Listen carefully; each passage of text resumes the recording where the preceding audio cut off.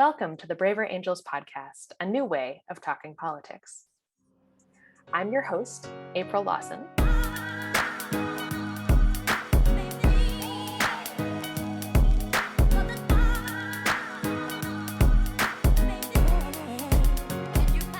And I'm joined today by Annette Ritter. Annette, welcome.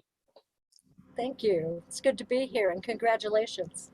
Oh, thanks. Yeah, I still haven't gotten used to the name thing. It's, there's a whole thing involved in changing your name, I've learned. And yeah, I don't know if you've ever been through that, but it's a pain. I have. It's brutal. It's brutal. Yeah, it's ridiculous actually how hard this is. But anyway, so I'm really excited to have you with us today and to get to zoom in on your story and how you came to Braver Angels and why you care about this work and all that stuff. So where are you calling in from today? Little Orleans, Maryland. It's in the western corner of Maryland. Oh, nice. Little Orleans. That's great. I know New Orleans. It's really little. Yeah, that part of the name is accurate. Cool. Yeah, nice. Well, I'm in DC, so we're not actually that far apart. No. Yeah, and so therefore I'm familiar with your heat wave. It is also my heat wave, and I cannot wait for this to end. Are you in do you have AC or fans, or how are you dealing with it? Right now we have window fans. We're trying to get some AC in. We bought an old country house, and along with that, a lot of repairs. So the AC that we originally had, the unit kind of took a dump a couple of years ago, and we've been working off of window air conditioners. But we're now going from oil heat and air to propane. So we're kind of in the process of getting things done. Wow. Huh. Yeah, that's a country house for sure. You're upgrading your energy and yeah, neat. Well, if I'm ever out that way, I'll definitely let you know. Because I'd love to. It sounds like a cool place. Yeah. Well, so why don't we start just in the sort of standard place, which is how did you learn about Braver Angels? Well, I was going to college, and I think it must have only been about my second semester there at Allegheny College of Maryland. I was studying for human services, and I had an instructor, Diane McMahon, who was my, what do you call it? Yeah, social teacher. Social science, social studies. Yeah. Science I don't know. Anyway, sociology. Working all day. Yeah. Sociology, that's the one. Yeah, totally. Thank you. Yeah. And so she got me involved. Somehow or another, she pulled the leader out of me, which was really bizarre because I'm a super introvert. That's awesome. She wrote me into being a president of a peace club, and that was the beginning of it, right? Nobody else can do it, and you're one of the few people here, and you answer questions, and come on. So she's cheerleading me. Then they're having this debate between Allegheny College and Frostburg University. I remember. Some people to speak on healthcare, and he says, "I think you would be awesome." I've never done a debate in my life. And she said, "No, don't worry about it." And so I did this thing, and I wasn't one of the main speakers, which was fine. But I'd written up this thing because I wasn't really that familiar with the topic. I think it was healthcare. Should the government, something about government involvement with healthcare, free or and my argument was that we did not have a health care system. We have a health insurance system. The stance I kept throughout. And it wasn't necessarily a popular stance, but it's one that I do believe in. Yeah, and, I find that credible. Yeah. So that got me interested. I wasn't a real big fan of the parliamentary procedure because I had a difficult time following rules anyway. Sure. Yeah. Talking, I want to talk to the person. I don't want to say, all the things in between that's like right there. Yes. You know? So I was interested though, because as the debate was going on, I realized just how polite it really all was, how respectful. And even though there were a lot of very different viewpoints, the way that the moderator, which I believe was David Lapp, who's Yep. the People's Project leader, um, how he handled it and how he was able to do the timing and respectfully get people, on the correct track, or to just kind of move on if they just kind of, if it didn't apply to the conversation. It just really impressed me. And Yeah.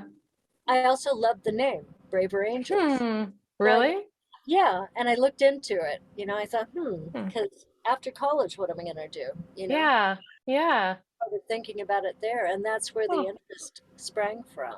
that's wonderful. People have all different reactions to our name. I'm glad you loved it. I loved it too. Yeah. But wonderful. Well, I remember I am involved with the debates work, and so I remember hearing about the Allegheny Frostburg, that whole debate, and it sounded really good. So I'm glad that we were able to rope you in and yeah.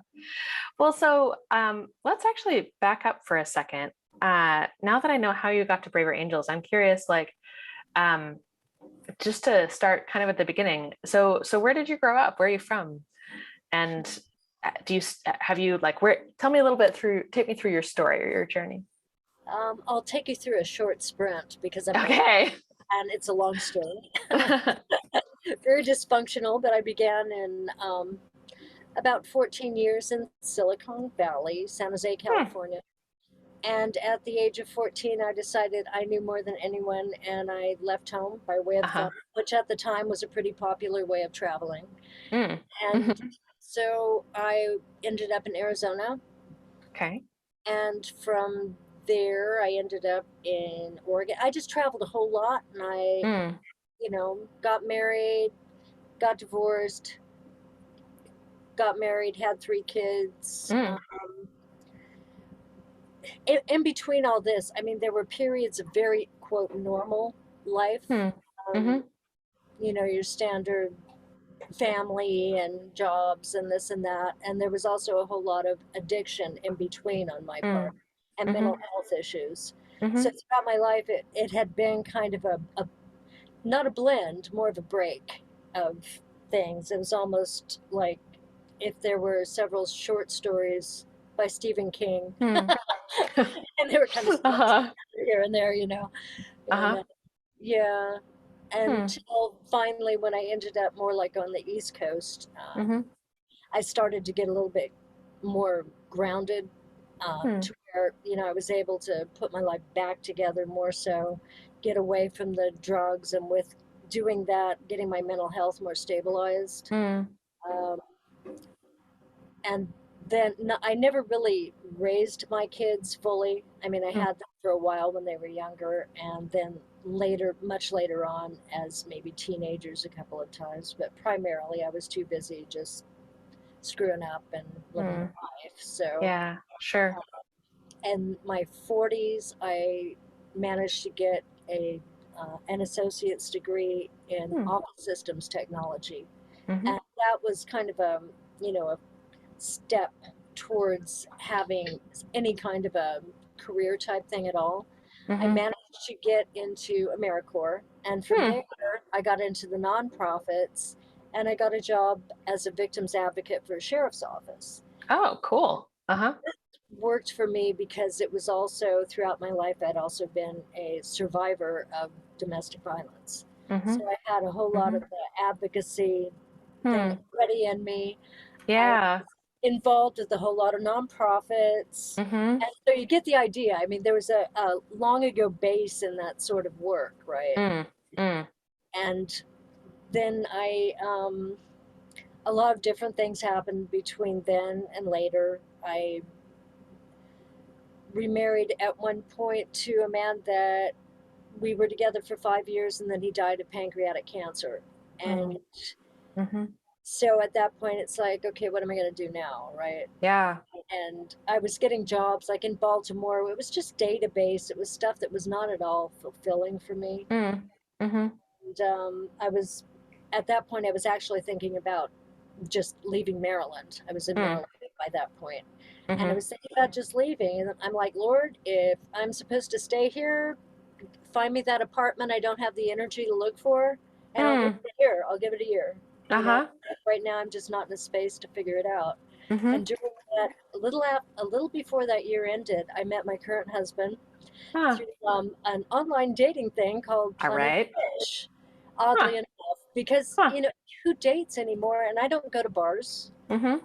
You work, you go home, and that's about it. So we Yeah. met each other, and it was surprisingly, it was just like we were Hmm. just mates. We were just mates. Nice. Nice. That's awesome. Yeah, and so Huh. What's his name? John, John. John Ritter, not the three's Indeed. company. Yeah. Yeah. Yeah. Yeah. Yeah, Yeah. yeah, Yeah. Well, thank you for sharing that. You are someone who I used to have an older friend who said, used the phrase, you're somebody who's lived a lot of life. And there's just been a lot over your time. And I'm really grateful for your honesty. Um, and I know that, on the particular point of advocacy, I have done a lot of volunteer work in sexual violence advocacy for okay, survivors. And so I relate a lot to the sure. just what obviously that has some crossover with domestic violence, and it's some of the same world of people. And so we have that in common. And I just yeah, it's a gift that you're willing to, I don't know, tell the real story, not just the.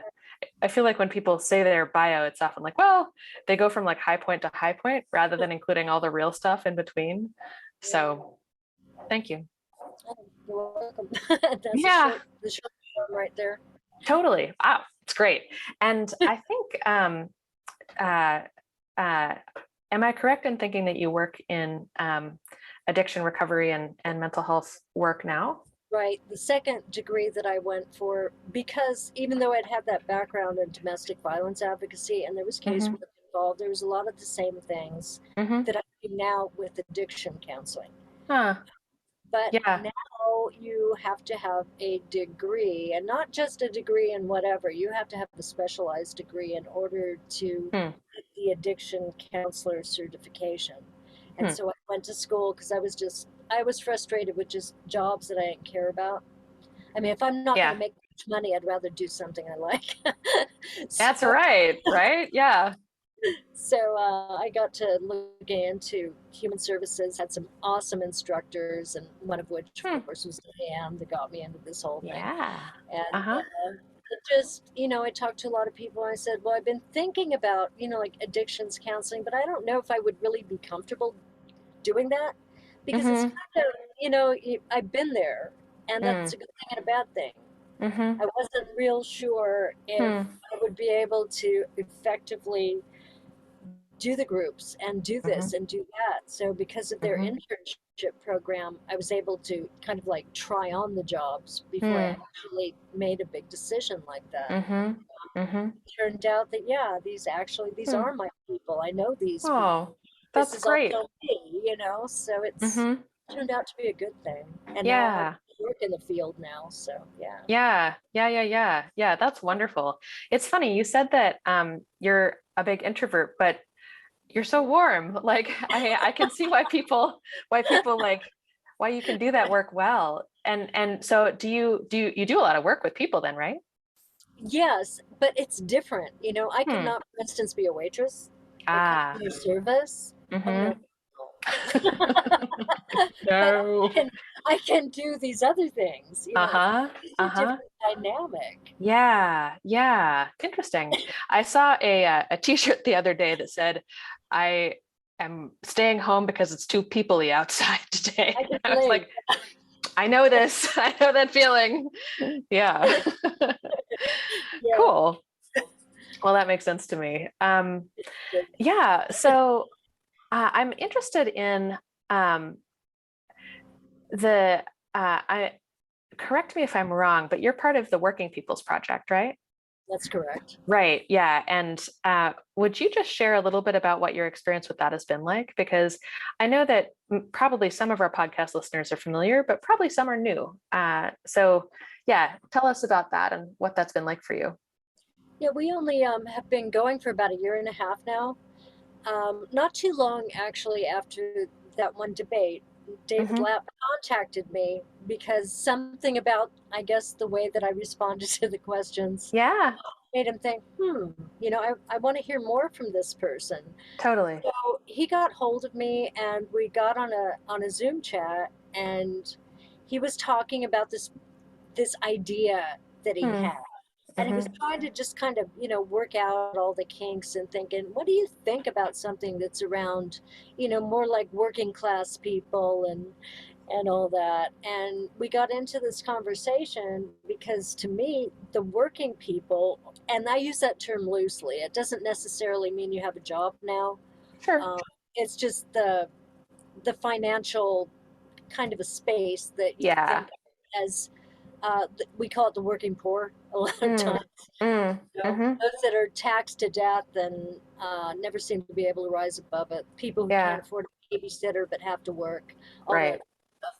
So we were talking about that and how you don't hear from people like us when it That's comes right. to like Braver Angels debates, for instance. I Mm-hmm. love them, but primarily it's college educated, Yep. um, primarily white, primarily Yep. Democratic, Mm-hmm. because those are the extroverts apparently. Yeah, we'll get into why that is, but yeah. Uh-huh. I mean, and that's a sweeping generalization, Of which I really don't course. like sweeping generalizations, but statistics show. You know, sometimes it's just true. So, Yeah, and it yeah. is. So it Yeah. was my opinion that we are not hearing from people like me, Mm-hmm. people like my husband, people that I hang with, generally speaking, that they're educated, but they Mm-hmm. may not have that master's degree Those hanging on. letters. Yeah. Exactly. They're very well spoken. You can carry on wonderful conversations with them, but Mm-hmm. they might not know all the latest technical lingo of whatever, Uh-huh. Yeah. And they're not the ones that you're going to get up on CNN talking about how they feel about the latest bill that didn't pass. That's not Right. what we're doing. We're sitting around and we're at coffee tables, we're outside at picnic tables, we're Mm-hmm. walking around, we're working and talking and saying, what did that asshole Biden do this time? That's What's up right. with that? You Uh-huh. know, or man, can you believe that Trump did that? Or I can't Mm-hmm. believe that, blah, blah, blah, they passed this or they didn't pass that. And, just Mm-hmm. real conversations between real Yeah. people. And Yeah. when you're doing that, it's not really overtly political. It's not like Mm-hmm. you're standing there with a red hat and a blue hat. Mm. You're just kind of hanging out and talking. Mm. Mm. I miss that Hmm. in the more nationalized, more publicized politics. Mm-hmm. Mm-hmm. Yeah, I totally agree. And I think that there is this strange divide that's arisen between like the media and the pictures that we're shown of ourselves and the reality. And which is a lot more like what you're saying, right? It's like people by the grill, people by the like, with the kids in the front yard or walking the dog, just like talking about stuff. And Oh, yeah. And I mean, actually, I'm curious about your experience with this. I find that sometimes those conversations are more polarized, but sometimes they're less polarized. Like right. sometimes people actually can be a little more normal when when they're just them. Although that said, and I should just ask this as a question. It's also the case that like there's a reason that we have braver angels because clearly we don't all get along. But yeah, what's your experience with like talking politics with people? Do you find it easy, hard, some of both? Like, what's Yeah, it a like? little both because I don't believe in the straight right down the line. This is the way this is the way that is. I Mm-hmm. see things more in a scope, and I Hmm. hate labels. I absolutely hate labels. I Mm. independent, unaffiliated, Mm-hmm. refuse, absolutely refuse to label myself this or that. Mm. Because that's not who I am. And I don't think much of anyone is, to be honest with you. I don't think if you get right down to it, anyone, unless they're just a parrot or sponge that is only sat in one person's bathwater, I really can't see how someone could be just 100% this or that and just vote on party lines. What's up with the damn parties anyway? Why God do only we knows. have to have this and that? I thought it was the United States. It sounds more like it's the red and the blue states with a whole bunch of angry people in the middle. You know, angry and unable to speak about it people in the middle. And, or just I don't I can't care anymore people in the middle. Do not have that voice. You know, what good is it? They've already voted for who they're going to put in there. What's the point? Those are the people we try to reach. Yes, I love that. Yes. Yeah, I think you're really right about the I just can't anymore. Like I can't care, like it's too much. And I'm wondering, I think I want to ask you about stereotypes in a minute, but I do think, I don't know if it's a stereotype or just a pattern that like, it seems like more people are in that category lately. And I'm just curious, in your world, do you see a lot of, I would imagine that if you're working all the time, you've got kids, you're trying to keep like the lights on, like it's very hard to pay attention to politics. And is that your experience, or that people just like disconnect? Because that's, I feel like, what I see sometimes. Yeah, it is because they don't feel like their voice matters anyway. And like you say, working people are so busy working. We're surviving. And people say, oh, you got to get out and make your voice count. We don't even know who the hell we're voting for. I mean, I look at some of the names on my little limited, unaffiliated, independent voter card, and it's like, okay, well, there's so many women, so many men. This one sounds like they might be younger. Maybe that one's older. I don't know. And you know what I mean? And I don't have time to go in and, I mean, I'm not Research. retired. Yeah. I don't have time to research all that stuff. And it wears you out by the time you get home. I don't even have any kids at home. I've got a husband and I've got pets, but nice. Yeah. and my mother now, but she doesn't live with us. She lives right next door. And yeah, so I don't have the time to do all the research that I wish that I could to maybe some sort of an opinion on some of the more important issues, but I just can't. I totally hear you. I think a lot of us feel that way. Yeah, no, for real. It makes me wonder. So I know that, are there issues that you're like, I really care about that one, I really want to see, or do you mostly think about candidates, or how do you, I'm an issue person, I'll say. And so like, for me, it's about issues. It's not really, I'm stronger on that in some ways than other kinds of ways of affiliating. But yeah, is that how you see it? And if so, what are the issues you care about? Well, it's definitely around the issues, because if I think we're all pretty much like that, that if a candidate is saying things that align with your personal way of thinking, you're more prone to listen to them. But it's sort of like reading the fine print, because you don't want to just hear the headlines that they've got in the big block letters. You want to get a little deeper and find out, okay, they say this about that, but is there any substance there?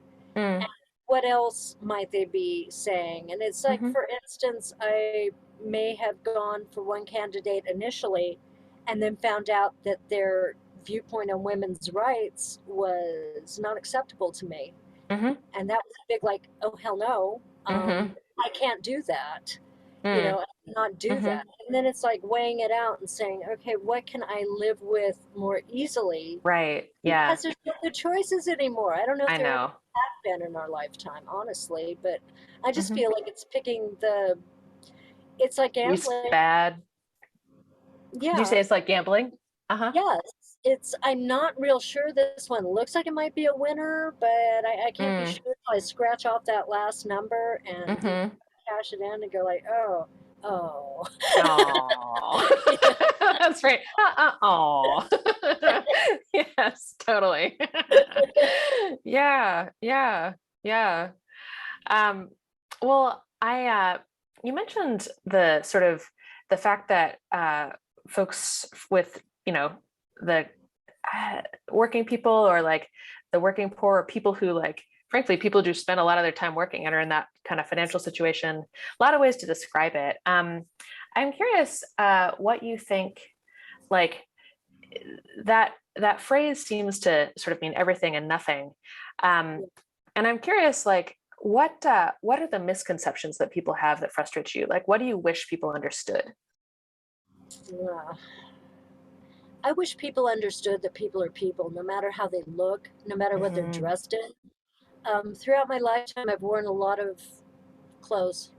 I've lived in a lot of places, and I've represented myself in a lot of different ways. Some of them, a lot more professionally than others. Sure. Some of them, where people are going to go like looking down on me and making judgments. The main thing is, like, I was in a group of, I believe it was Braver Angels members, but it was a looser group talking about things. And one lady said, but how do we approach them? And I'm like, what? They're people. We're not talking Start with about hello. Yeah. Exactly. I said, you talk to them like you would talk to anyone else. I mean, do you think there's a certain language that somebody at lower economic level is using, and you're going to have to talk louder and slower? Oh no. To understand your big words. Take off that fur coat, take off your heels, get barefoot, sit in the sand and talk to somebody. Don't be sitting up on your perch, looking down thinking, oh my, look at how cute they are. Oh my gosh, I don't want to touch that. Right. Just get over yourself. I mean, people are people. When we get up in the morning, hopefully we can afford a toothbrush and toothpaste. I mean, we all get up, we do similar things, right? Yeah. Put our pants on one leg at a time. Yeah. We're people. We all bleed. It doesn't matter what it looks like on the outside, or even how we talk or anything else. We're people with opinions, with voices, and we have value. And to look at somebody as if they have no value, that's a mistake. It is a mistake. That's what bothers me more than anything. The judgmental. I hear you, and I feel like there's something in what you're saying that's like it's the looking down on you thing. And I used to think I grew up in Kansas and then moved to the East Coast and found that people just had some ideas about that. And I'm curious if you find that, like, I guess I would hope that most people are sort of normal and respectful and good. I guess I'm trying to ask, like, do you run into that a lot? Like the sort of looking down on and judging with, I mean, I guess we all judge by appearance a little bit, but I'm curious, like, does that feel like it's a really big thing, that it's like everywhere? Or I guess maybe it depends where you go. I think politically it definitely does. And politically, and also in academia, they may not mean to, but people in academia have this kind of language amongst themselves. And if I'm not careful, I could pick it up, because I've done a lot of reading in my life. I've gone to school, I've done this, I've done that. I can talk with people with big words, and I can, I can go there or I can go down here. It doesn't matter to me. But to have somebody, they might talk to me when I'm in a ball gown sitting there at a buffet, and just kind of look at me over their shoulder if I'm outside with a can, Same person, different dress. Different outfit. Yeah. I liked what you said. I've worn a lot of clothes in my life. Like it's a good way to say it, because, of course, right? Like they're clothes. That's really it. Yeah. Yeah. Yeah. Yeah. Yeah. Well, I'm interested in uh kind of you said that that shows up a lot in politics, and I'm interested in how you think working people are treated in politics and media. Like sometimes, I mean, I don't know. I feel like there's, forgive me for saying it this way, but I feel like sometimes there's a sort of safari attitude, like, oh, look, I found one, which by the Right. way, also occurs with conservatives, like Yeah. which I am. And so it's, it's a thing, but yeah, do you feel like it's fair? Do you feel like it's annoying? Like, what's it like? I feel like it's just this country is so separated already Mm, that to cause more division mm-hmm, by um, by pushing some people away just mm-hmm. because they feel they don't look right for the part, Yeah. because they don't make the money, the unless you're really really being devious, your vote is going to count every bit as much as the neighbor that has millions. Mm-hmm, If you, mm-hmm. you know, your vote is going to count the same. Yeah. So to just minimalize and ignore the Mm-hmm, majority of people, honestly, mm-hmm. that could have a voice, and so many of us now are not Republican, we're not Democrat, because we've Right. been pretty much just spit on by both sides. It's like they don't count, Yeah. just dismissed in Mm-hmm, general. They'll mm-hmm. go to the store, they'll hand you your money if you're a cashier, they'll let you wait on them at the it's just the people that hold the country together are the ones that have the least amount of power in the Yeah. country. Yeah. Yeah. Yeah, I agree. I like that a lot. I sometimes feel like we talk about what's real America and like it's all around you. Like It is. you It can see is. them everywhere. Like it's not such a mystery, actually. Um, Yeah, it's not. You just yeah, gotta open your eyes and look around. right. Yeah.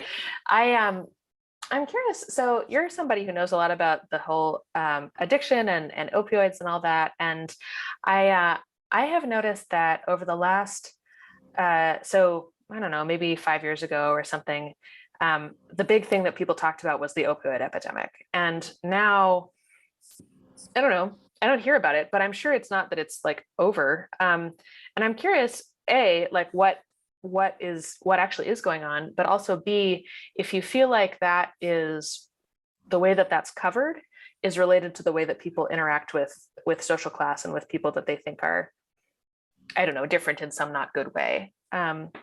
Yeah. Honestly, I think that we were starting to get momentum in drawing attention to the very real issue Hmm. of abuse of drugs, and of the disease of addiction in general, not just drugs but also alcohol and mental Hmm. illness, that whole Oh, thing. It's all goodness, yes. interconnected. Yeah, and that's but when COVID hit, all the momentum that had been going towards the opioid crisis was pushed into Mm, COVID, just pushed into mm, COVID. And that not only drew mm. tension away from the problem, it made the problem worse, because what did COVID do? It isolated. Oh, And yeah. then what happened after that? Then money was just thrown out like monopoly, and Mm. people were getting checks and getting money, and you're getting people in addiction who have nowhere to go, but they've got all this money. Is it Oh. a surprise that the ODs started rising, the suicides started Mm, rising? People couldn't mm, get mental health care. hmm. People couldn't even go to an AA meeting unless it was on Zoom. And you tell me how many homeless people have Zoom? Right. Exactly. Come on. And Yeah. they were making all the church basements that held it. Everything was shutting down on the very places that were helping the people that Right. needed it at that Hmm. time. And Hmm. it's never really recovered. You know, Really. it's not people. If you Mm, look around, I mean, COVID allowed businesses to cut back on their employees. They hmm. allowed businesses to say it's okay to work from home. Hmm. They made it more difficult for people to actually see real people in real Hmm. customer service, or to get Yeah. real people in social service, in all these things that everybody needs to go to, particularly people who don't have the funding. Mm. And it's it's like, oh, squirrel. It's like politics in general and the media have just got this ADHD thing going on. It's like, boom, there they go. Mm-hmm. There's another one. Let's like take the camera over here. We'll forget Uh-huh. about all this. It's not a thing anymore. Yeah. And it just went away. Yeah. It did not go away, and it's gotten worse. Yeah. Yeah. Yeah. That sounds so bad, like It real is. and bad. Yeah. And just, I know that, I mean, to be honest, like who wants to go to an AA meeting on Zoom anyway? Like that's a weird idea to me. Like if you're not sitting there with people, like, I mean, I guess it's probably, I'm not meaning to, if It's better anybody than wants to nothing. do that, great. But like, yeah, definitely better than nothing. Definitely Right. better than nothing. But I I don't know. I feel like there's so much. I used to study social isolation, and like it's such a huge phenomenon, especially for people who, and it correlates a lot with, as I'm sure you know, with addiction, and with, somebody pointed out to me once, I don't know what you think about this, but that opioids are a painkiller. They're not a thing that people are like, getting high and seeing funny colors. Like it's a painkiller, and that says something, that's the thing that people are getting addicted to. It's a Mm-hmm. trauma. And Yeah. it's emotional pain a lot of times. Mm-hmm. Sometimes, yeah, it could be physical too, but a lot of times it's more that emotional pain that people try to fill the void with. Yeah. Yeah. Yeah. Yeah. Yeah, I mean, I can see how that would be tempting, especially if you're alone. And which of course more and more people are. I'm curious, how do you build community? Like what's your way of being? And so I know that you're in this cool country house out in Maryland, and you have a husband, and you're you're an introvert, but you also work with people. Yeah. So what's your community life like? I don't, since I left college and started working Mm-hmm. 5 days a week and all that, I really right now have not got a lot of community life. Mm-hmm. I still, I try to, like, there's a lot of outreach still. There's, of course, our Braver Angels, which I'm still connected with, and try Woohoo. to stay with that as much as possible. I Mm-hmm. think once I get more used to, see, I live in Allegheny County, but my job is in Washington County. Mm. So Little Orleans, I might say, is smack in the middle between Cumberland and Hagerstown. So I Uh-huh. had a choice of places to work, either Uh-huh. direction. Mm-hmm. All of my community network um, connections, most of them at least, have been in Allegheny County. So Oh, I'm okay. just learning, more about all the connections and how they can go together between the two counties to help Mm-hmm. out populations that I'm working with. Mm. It's something that sort of right now there's all these little pieces, Mm-hmm. and we're trying to, myself and a couple of other girls that I went to school with, who are also in addictions counseling, but in Allegheny County, we're Mm-hmm. trying to kind of pull together resources and somehow weave a better, tighter network, a more Hmm. solid thing where we can help people more. Yeah. And, with outreach, community outreach, and Mm-hmm. events and things like that. But it's one of those processes to where you really need a lot of volunteers Hmm. that don't have full-time jobs, Right. because it's a lot of work. It is Yeah. a lot of work, and unless your job actually incorporates that, Mm. which mine right now at least doesn't, Mm-hmm. it it's hard to be able to have any extra to put into Right. that and still have any kind of a life and have Mm-hmm. enough rest and be able to do your groceries and do your laundry and Right. and all that stuff you got to do on their spare time. Yeah, exactly. All that spare time. Yes. Yeah. Yeah. Yeah. I'm interested. So, I think we see a lot of pictures in media and in politicians talk about addiction and how to help people and all that. And you're somebody who works really closely with people and trying to help different folks. And obviously, the first thing I feel like that is clear when you really try to help people is it's very challenging and everybody's different. So I'm going to ask for a or like, I guess I'm curious. I'm not trying to ask for unfair generalizations, but I am interested in like what you think about how the media or politicians or whoever talk about helping people. Like, it seems to be like either you give them money or you don't, as sometimes. But yeah, how do you think about that stuff? I think that politicians, if they're going to throw money into something, they should throw money into some of the actual things that honestly help. Like, there are bills out there for different treatments, different things that help. It's not everybody is ready to just, you can't just say no. I mean, I realize Right. a lot of people think you can, but anybody who's ever been on a diet, yeah, how well did that work with the chocolate cake? Seriously. Totally. And that's chocolate cake. Like, Yeah, right. yeah. But consider that cake could be alcohol. That cake could be a crack pipe. That cake could be anything. And you really love that cake. And it's something that makes you feel good. Something that kind of takes puts you in that little spot in Takes your the head. edge off. Yeah, or just lets you not think about the horrible day you had or something. And then somebody comes along and steals your cat or something. And it's like, I think I'm just going to go ahead and eat that cake because I feel miserable and it might make Yeah. me feel better. And there you go. But it's not enough to just tell somebody that you can't do something anymore. I mean, they throw people in jail all the time and think that's going to work. And people come out of jail and they're in worse shape than when they went in. Right. It's more programs, less restrictions.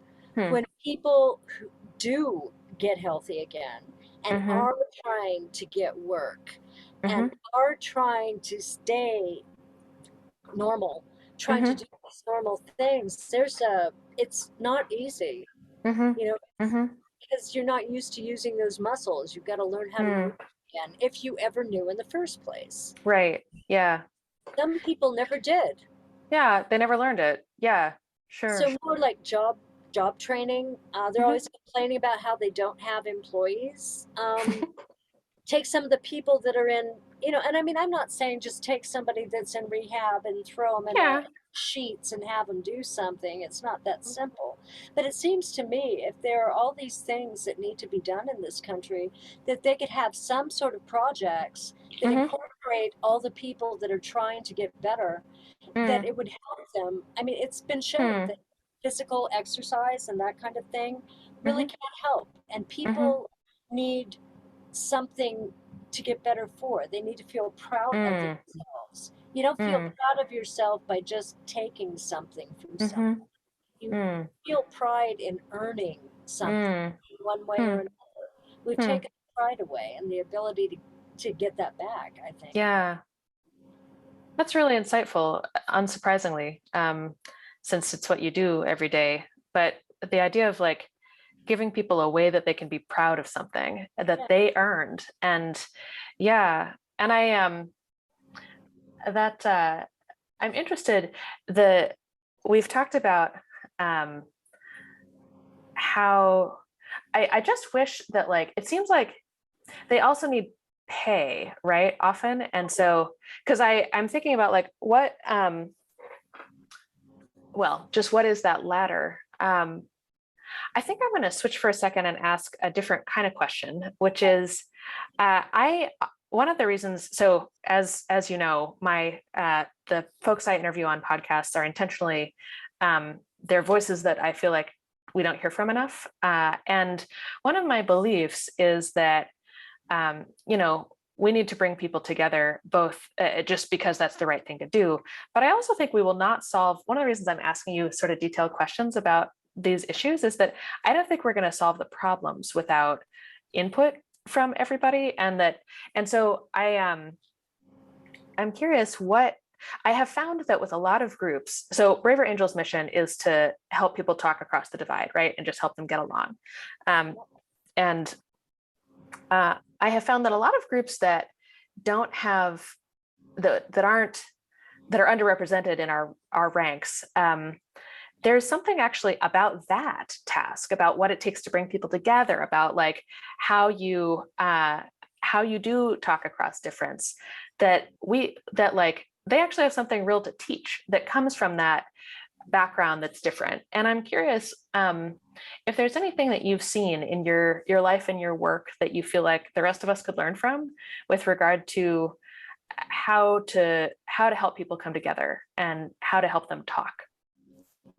I think I was having a conversation with a group of people today, and we were discussing how when it comes down to like humanity, that we've found that, you know, the media is always talking about the bad things, but that even in a group of homeless people that are passing around a bottle of wine, there is community. Yes. There are people helping people. People have a need, a real need to help others. It's in our DNA, basically.